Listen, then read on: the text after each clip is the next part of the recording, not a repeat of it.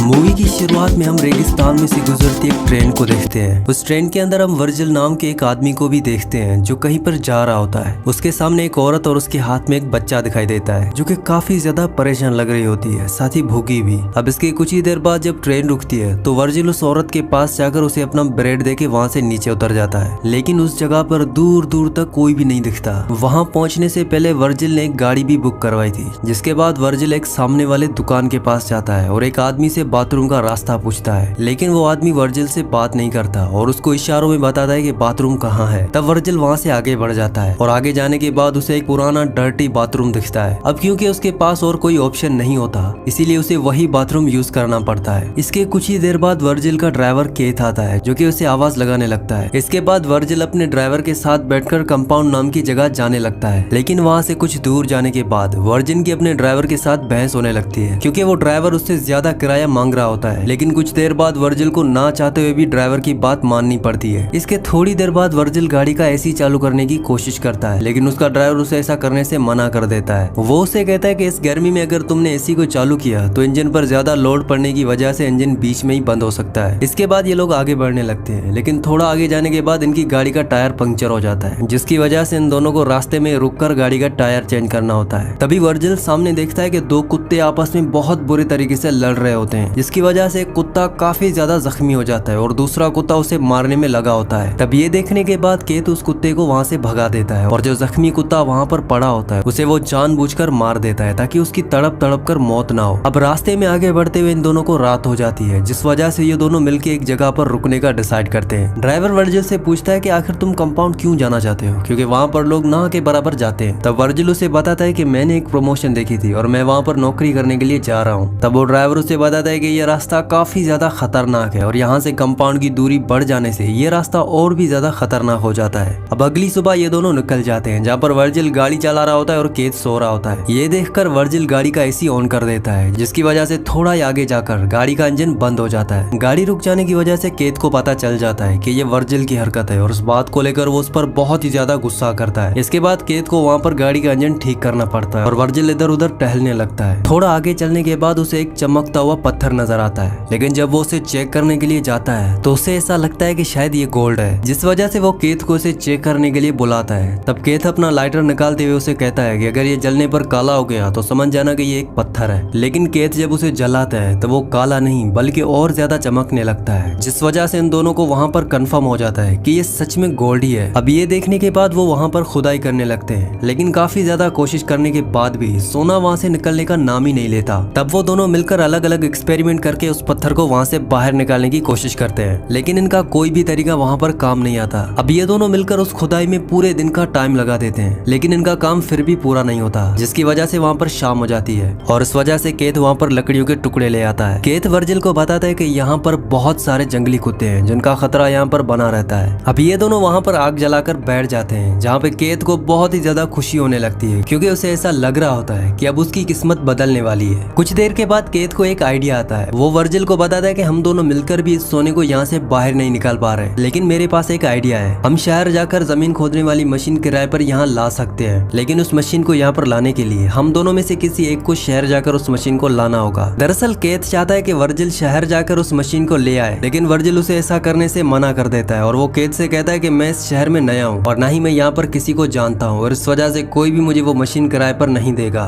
इसके बाद केत उसकी बात मान लेता है और अगली सुबह वो वर्जिल को कुछ जरूरत का सामान देता है और वहाँ से जाने से पहले केत उसे एक सैटेलाइट फोन भी देता है और उसे बताता है कि मुझे यहाँ आने में कुछ दिन लग जाएंगे। इसके बाद वो वहाँ से अपनी गाड़ी लेकर निकल जाता है। केत के जाते ही वर्जिल वहाँ पर एक टेंट बनाता है ताकि वो वहाँ पर रह सके और रात होने से पहले जल्दी से वो लकड़ियाँ जमा करता है। लेकिन रात होने के बाद जब वो खाना खा रहा होता है तो उसे कुत्तों के भौंकने की आवाज सुनाई देती है, जिसे सुनने के बाद उसे बहुत ज्यादा डर लगने लगता है। अगली सुबह जब वर्जिल की आंख खुलती है तो वो फ्रेश होने के लिए जाता है, पर तभी अचानक उसका फोन बजने लगता है, लेकिन इससे पहले कि वो फोन को उठाता तब तक फोन कट जाता है। अब वो एक जगह पर बैठे बैठे काफी ज्यादा बोर हो जाता है, जिस वजह से वो अपने बैग को लेकर इधर उधर घूमने लगता है और ये एक ऊंची जगह पर पहुंच जाता है। तभी सामने उसे एक एरोप्लेन नजर आता है जो कि बहुत बुरी हालत में होता है। वहां जाने के बाद वो सोचता है कि ये मेरे रहने के लायक एक अच्छी जगह हो सकती है, लेकिन उसको सोने की रखवाली भी करनी होती है, जिसकी वजह से वो एरोप्लेन के कुछ टुकड़ों को उठाकर अपने साथ ले जाता है। वहां से सामान लाने के बाद वो काफी ज्यादा थक जाता है, जिसके बाद वो सीधा अपने टेंट में जाकर सो जाता है। लेकिन थोड़ी देर बाद तेज तेज धूप होने की वजह से उसकी आंख खुल जाती है और वो उस सोने के पास जाकर बैठ जाता है। अब कुछ ना होने की वजह से वो खुद ही से गुनगुनाकर बातें करने लगता है। इसके थोड़ी देर बाद उसे ख्याल आता है कि वो पत्थर की मदद से सोने के टुकड़े को तोड़ सकता है, जिसे तोड़ने में वो कामयाब भी हो जाता है। लेकिन तभी उसे केत का कॉल आता है जो कि उसे बताता है कि इंजन में हीटिंग की वजह से रास्ते में उसकी गाड़ी खराब हो गई है, जिस वजह से आने में थोड़ा और टाइम लग सकता है। तब वर्जिल उसे खुशी से बताते हुए कहता है कि मैंने यहाँ पर सोने का एक टुकड़ा तोड़ लिया है। इसके बाद केत उसे कहता है कि मैं जितनी जल्दी हो सके वहाँ पर आने की कोशिश करूंगा। अब एक बार फिर से रात हो जाती है। वर्जिल वहाँ पर आग जलाकर बैठ जाता है, लेकिन तभी वो जंगली कुत्ते उस पर हमला करने की कोशिश करते हैं, लेकिन वर्जिल आग की मशाल की मदद से उन कुत्तों से बच जाता है। अगली सुबह जब वर्जिल सोकर उठता है तो बैठकर पानी पी रहा होता है, लेकिन तभी इसकी तरफ एक सांप आने लगता है। उसे देखने के बाद वर्जिल उसे मारने की कोशिश करता है, लेकिन वो सांप वहाँ से भाग जाता है और उस चक्कर में वर्जिल का पानी भी गिर जाता है। अगले सीन हम देखते हैं कि वर्जिल एक बार फिर से उसी एरोप्लेन के पास जाता है ताकि उसके कुछ टुकड़े लेके ये तेज धूप से बच सके, लेकिन तभी सामने से कोई आता हुआ उसे नजर आता है, जिस वजह से वो एरोप्लेन के अंदर छुप जाता है। तब वो आदमी वर्जिल के पास आकर उसे बाहर निकलने के लिए कहता है और कहता है कि ये मेरे छुपने की जगह है। वहाँ से बाहर निकलने के बाद वर्जिल को पता चलता है कि वो एक औरत है। तब वो औरत वर्जिल को खाना और पानी देने की कोशिश करती है, लेकिन वर्जिल उसे किसी भी बातों का जवाब नहीं देता। वो औरत उसे सवाल पर सवाल पूछने लगती है, जिससे वर्जिल परेशान होकर वहाँ से उठ के आगे जाने लगता है, लेकिन वो औरत उसके पीछे आने लगती है, जिसके बाद वर्जिल उस पर गुस्सा करने लगता है और उसे कहता है कि तुम मेरे काम में दखलंदाजी मत करो। तभी उस औरत को वर्जिल का कैंप दिखाई देता है, जिस वजह से गुस्से में आकर वो उस कैंप को तोड़ने लगती है और वो बार बार गुस्से में आकर वर्जिल को वहाँ से जाने का कहती है। ये देखने के बाद वर्जिल को काफी ज्यादा गुस्सा आ जाता है और वो जाने अनजाने में उस औरत को मार देता है, जिसके बाद उसके बैग को चेक करने लगता है ताकि जरूरत का सामान उसके बैग से निकल सके। वो उसकी बॉडी को पास ही में जाकर दफना देता है। अब इसके कुछ ही देर बाद वहाँ पर एक कुत्ता आता है जो कि उसी औरत की बॉडी को उस कब्र से बाहर निकालता है। अब वर्जिल के पास कोई ऑप्शन ना होने की वजह से वो उस लेडी की बॉडी को कहीं ले जाकर जला देता है और ये सब देखने के बाद वर्जिल की आंखों में पानी आने लगता है, क्योंकि कहीं ना कहीं वो ऐसा करना नहीं चाहता था। इसके बाद अगली सुबह जब वर्जिल सो के उठता है तो उसे केत का फोन आता है। वो उसे बताता है कि मशीन मिल चुकी है, लेकिन मशीन का वजन ज्यादा होने की वजह से उसे आने में थोड़ा टाइम लग सकता है। अब ये सुनने के बाद वर्जिल काफी ज्यादा परेशान हो जाता है, जिस वजह से केत उसे मोटिवेट करता है। तभी वर्जिल को सामने से एक गाड़ी जाते हुए दिखाई देती है, लेकिन सोने के लालच में वर्जिल वहाँ से नहीं जाता। इसके बाद शाम हो जाती है और फिर से वर्जिल रात के लिए लकड़ियां जमा करता है, लेकिन तभी उसे सामने एक बहुत बड़ा तूफान आता हुआ दिखता है, जिससे बचने के लिए वो अपनी कैंप की तरफ भागने की कोशिश करता है, लेकिन उसके कैंप का सारा सामान उस तूफान में उड़ जाता है। वो अपनी जान बचाने के लिए वहाँ से भागता रहता है। तभी अचानक एक लकड़ी की टहनी उसके पेट के अंदर घुस जाती है। अगली सुबह जब वर्जिल की आंख खुलती है तो वो लकड़ी उसके पेट में घुसी हुई होती है, लेकिन इसके बाद वर्जिल इस उम्मीद में जी रहा था कि सोना बेचने के बाद उसकी जिंदगी बदल जाएगी। अब तूफान आने की वजह से वो पूरा एरिया मिट्टी से भर चुका होता है, जिस वजह से वो पागलों की तरह उस सोने वाली जगह को ढूंढने लगता है। कुछ देर बाद ढूंढने के बाद उसे वो सोने वाली जगह मिल जाती है, जहाँ पर वर्जिल बैठकर अपने पेट से वो लकड़ी निकालता है। इस लकड़ी की वजह से उसे काफी ज्यादा पेन हो रहा होता है और ब्लडिंग भी काफी ज्यादा हो रही होती है, जिस वजह से वो स्टील की चीज को गर्म करता है और अपने जख्म पर लगा लेता है ताकि उसके जख्म पर कोई इन्फेक्शन ना हो सके। लेकिन लगातार भूख और प्यास की वजह से वो वहीं पर ही बेहोश हो जाता है। लेकिन बाद में जब उसकी आंख खुलती है तो उसे अपने ऊपर एक औरत दिखाई देती है, जिसके हाथ में एक बड़ा सा भाला होता है। उस औरत को देखने के बाद वर्जिल को ऐसा लगता है कि ये वही औरत है जिसे उसने मारा था। वो औरत उसे पानी पिलाकर वहाँ से चली जाती है। इसके थोड़ी देर बाद वर्जिल को केत का फोन आता है और वो कहता है कि मैं थोड़ी देर में तुम्हारे पास पहुंचने वाला हूँ। लेकिन थोड़ी देर में वो औरत भी वहाँ पर पहुंच जाती है, जो कि वर्जिल की मदद करना चाहती थी, लेकिन सोने वाली बात को वर्जिल सिर्फ राज रखना चाहता है, जिस वजह से वो औरत को वहाँ से जाने के लिए कहता है। लेकिन वो औरत उसे कहती है कि मुझे तुमसे कुछ भी नहीं लेना, बस तुम मुझे ये बता दो कि तुमने क्या मेरी बहन को देखा है। लेकिन तभी वर्जिल वहाँ पर उठकर देखता है कि वहाँ पर चारों तरफ से जंगली कुत्तों ने उसे घेर लिया है, जिस वजह से वो जल्दी से केत को फोन लगाता है और रो रो के उसे जल्दी आने को कहता है। दूसरी तरफ से केत बोलता है कि मैं जल्दी तुम्हारे पास पहुंचने वाला हूँ। लेकिन अगले सीन हम केत को देखते हैं, जो कि बगल में ही बैठकर उसे दूरबीन से देख रहा होता है। अब देखते ही देखते वो सारे जंगली कुत्ते वर्जिल को नोच नोच कर खा रहे होते हैं और ये देखने के बाद केत अपनी मशीन को लेकर वहाँ पर पहुंच जाता है, जहाँ पहुंचकर वो वर्जिल की लाश को देखता है और यहाँ पर हमें इसके इरादे के बारे में भी पता चल जाता है। और तभी वो गाड़ी के पीछे से कुछ लाने जाता है और जैसे ही आगे की तरफ मुड़ता है तो एक तीर सीधा उसके छाती में आकर लगता है। तब केत इधर उधर देखने की कोशिश करता है, उसे कुछ भी पता नहीं चलता कि आखिर उसे किसने मारा है। लेकिन हमें यहाँ पर पता चलता है कि केत को उसी औरत ने मारा होता है, जो कि वर्जिल के पास अपनी बहन को ढूंढने के लिए आई थी। उसे वर्जिल के बिहेवियर से शक हो गया था और उसे सोने के बारे में पता चल गया था, जिस वजह से उसने केत को भी मार दिया होता है। इसी के साथ इस मूवी का एंड हो जाता है। अगली कहानी आप किस मूवी पर सुनना चाहते हैं मुझे नीचे कमेंट्स में जरूर बताना। अगर आपको ये वीडियो पसंद आई हो तो इस वीडियो को लाइक लाजमी कर देना और अगर आप मजीद ऐसी वीडियोस देखना चाहते हैं तो इस चैनल को सब्सक्राइब कर देना।